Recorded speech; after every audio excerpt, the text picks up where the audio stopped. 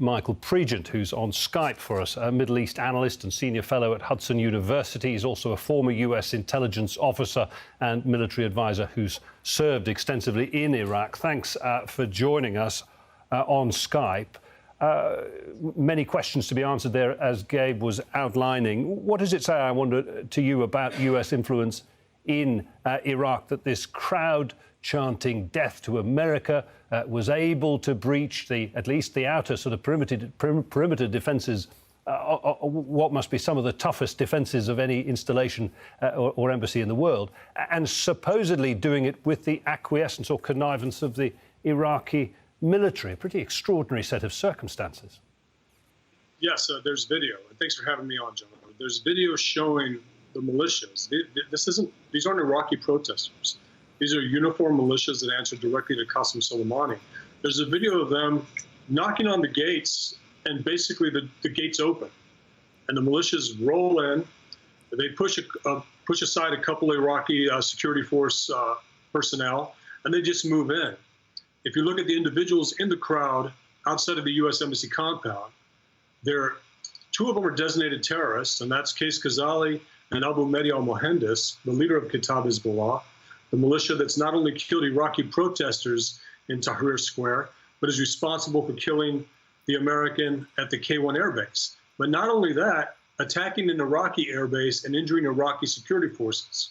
Now, this government needs to decide, is it an ally of the United States in the fight against ISIS, or is it a puppet state of Tehran, specifically Qasem Soleimani and the supreme leader? Because instead of condemning a designated terrorist organization like Kataib Hezbollah, it condemned the United States for selecting a target on the border between Iraq and Syria, where Kataib Hezbollah has been moving rockets and missiles into Syria to fire at Israel. That's the target we selected. We could have selected more controversial targets, but that's the target we selected. Today's demonstrations are orchestrated by Qasem Soleimani.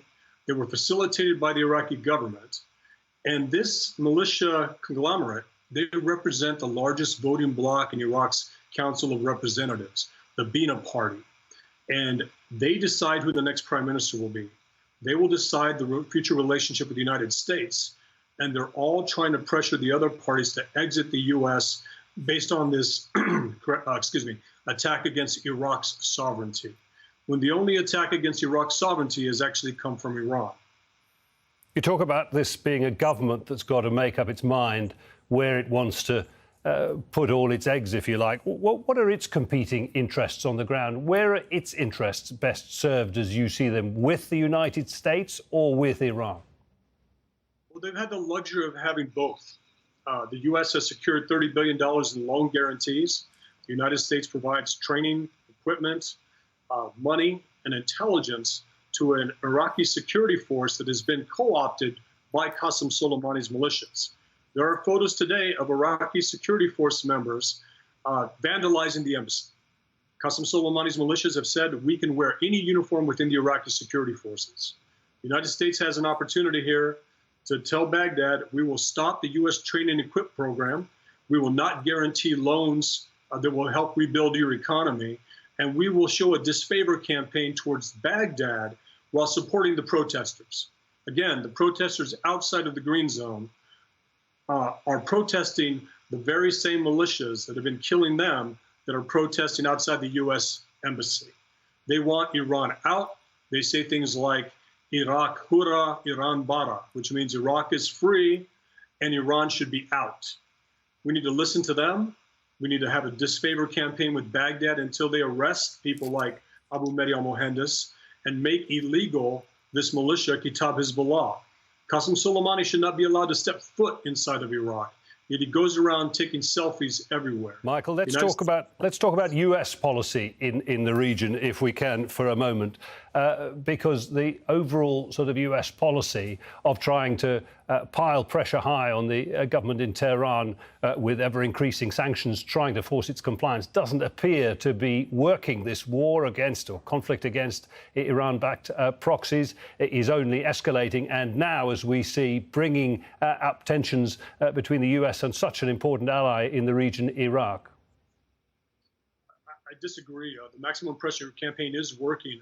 This event that's happening now could have happened at any time while we were in the Iran deal, to include under President Obama. If the Obama administration would have targeted Kitab Hezbollah based on the harassing attacks Kitab Hezbollah was conducting against Americans during the ISIS campaign at the onset of 2014 and 2015, we would have seen similar protests. The Obama administration ignored what Kitab Hezbollah was doing. The Trump administration ignored what Kitab Hezbollah was doing until it killed an American, until Soleimani tested a red line. So the maximum pressure campaign is working. We expect to see things like this from a regime that has been doing this for 40 years. Before the Iran deal, there was the barracks in Lebanon, in Beirut. Before the Iran deal, there were the militias that were killing Americans during the Iraq War. Before the Iran deal, there was Lebanese Hezbollah. There's a lot of things that predate the Iran deal. The maximum pressure campaign has made it very tough on the regime to sustain its military activities outside of Iran. And this is simply Iran trying to exert its power over Iraq because they're hoping to offset U.S. secondary sanctions by penetrating Iraq's economic sectors. The United States can hurt Iran by showing a disfavor campaign with Baghdad, telling Baghdad that it will no longer be protected and that the U.S. could start sanctioning Iraq's economic sectors tied to corrupt politicians that favor Tehran over Baghdad or over Iraq.